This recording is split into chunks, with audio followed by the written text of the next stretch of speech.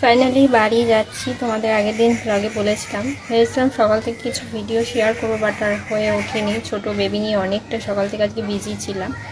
তো যাই হোক, তোমাদের দাদা চলে গেছে আগে, আর আমি যাব এখন। মা দিতে যাবে। মায়ের খুবই কোমরে লাগছে, তার মধ্যেও যেতে হবে, কারণ আমি তো একা পারবো না।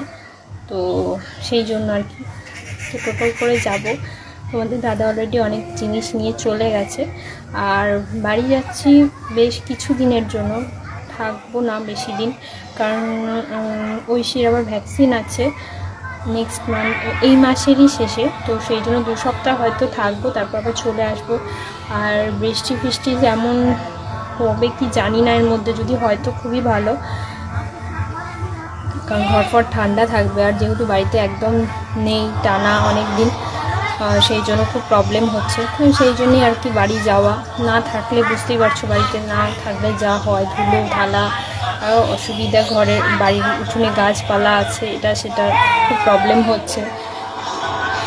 যাই হোক, দেখা যাক, কিছুদিন থাকবো, তারপর চলে আসবো।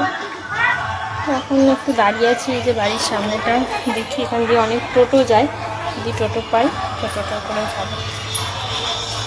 তো চলো বেরোনো যাক, বাড়ি যাই।